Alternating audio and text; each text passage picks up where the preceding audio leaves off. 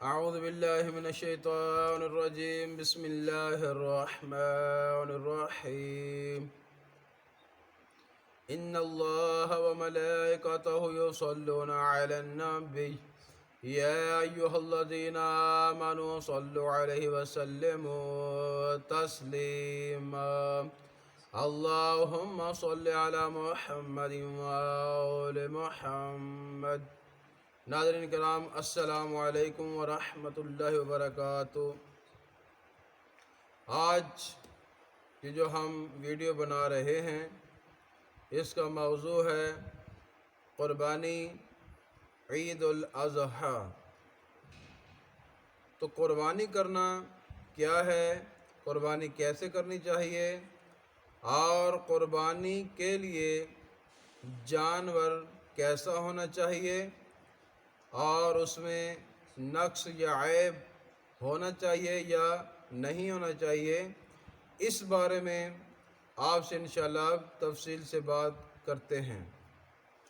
ناظرین کرام، قربانی کرنا ایک سنت مؤکدہ ہے، اور جو شخص قدرت رکھتا ہو اس پر بعض فقہا کے نزدیک قربانی کرنا واجب ہے.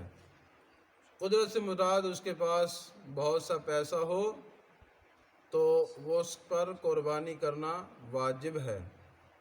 قربانی کس دن ہوتی ہے اور کس دن کر سکتے ہیں؟ پہلے تو 10ویں ذی الحج، دوسرا 11ویں ذی الحج اور 12ویں ذی الحج تک، یعنی کہ 3 دن آپ قربانی کر سکتے ہیں. 10 ذی الحج کو، 11 کو اور 12 کو. اور اگر حج پر انسان گیا ہوا ہے تو کہتے ہیں وہاں آپ 13ویں ذی الحج کو بھی قربانی کر سکتے ہیں. اس قربانی کے متعلق حضرت محمد مصطفیٰ صلی اللہ علیہ وآلہ وسلم نے فرمایا کہ قرض لے کر بھی قربانی کرو. قربانی کی اہمیت کے بارے میں حضرت محمد مصطفیٰ صلی اللہ علیہ وآلہ وسلم کا فرمان ہے کہ قرض لے کر بھی قربانی کرو، یقیناً وہ قرض ادا ہو جائے گا. یعنی کہ یہ رسول پاک صلی اللہ علیہ وآلہ وسلم کا فرمان ہے قربانی کے متعلق. اور قربانی کے لیے کون کون سا جانور ہونا چاہیے؟ تو پہلے اونٹ، گائے، بھیڑ یا بکرا یا دمبا وہ بہتر ہے. بہتر یہ ہے کہ ذی الحجہ کے پہلے ایام میں جانور خرید لیں، لیکن اس جانور کی قربانی کرنا مکروہ ہے کہ جو انسان نے گھر میں پالا ہو. جو جانور انسان گھر میں پالتا ہے اور اس کی قربانی کرے تو اس کے لیے وہ مکروہ ہے، یعنی اس کا ثواب کم ہو جاتا ہے. اور جانور کس عمر میں ہونا چاہیے؟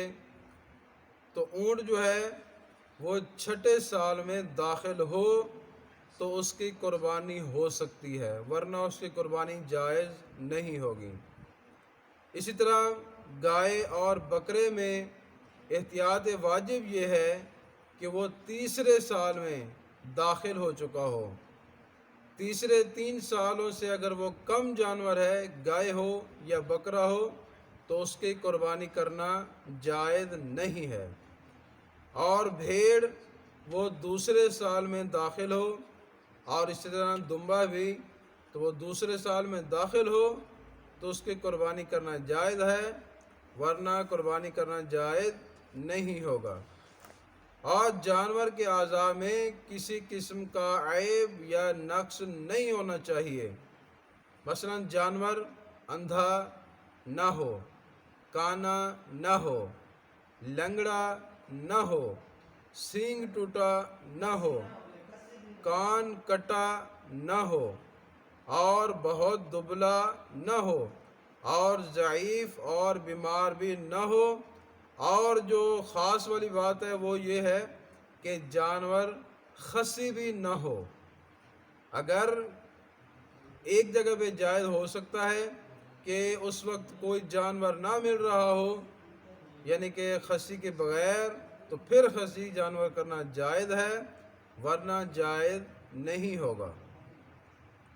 اور سنت ہے کہ اپنے ہاتھ سے قربانی کرے، یعنی کہ اس جانور کو ذبح کرے، اور اگر خود نہ کر سکے تو قصاب کے ہاتھ پر ہاتھ رکھ کر یہ دعا پڑھنا سنت ہے۔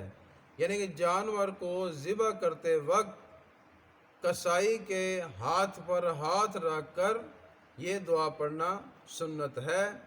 وہ دعا یہ ہے: بسم اللہ الرحمن الرحیم، وجہت وجہی للذی فاطر السماوات والارض حنیفا مسلما وما انا من المشرکین ان صلاتی ونسکی ومحیای ومماتی للہ رب العالمین لا شریک لہ وبذالک امرت وأمرت وأنا من المسلمین اللہم منک ولک بسم اللہ واللہ اکبر۔ پس ذبح کرے اور کہے کہ اللہم تقبل منی۔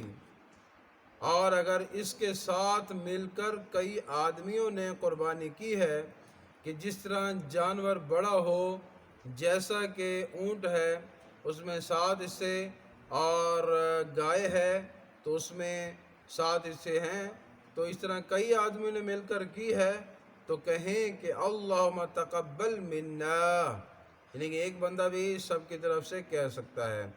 اور اگر کسی دوسرے ایک شخص کی طرف سے کہے تو کہے اللہم تقبل منہ، اور بہت سے اشخاص ہوں تو ان کی طرف سے کہے کہ اللہم تقبل منہم۔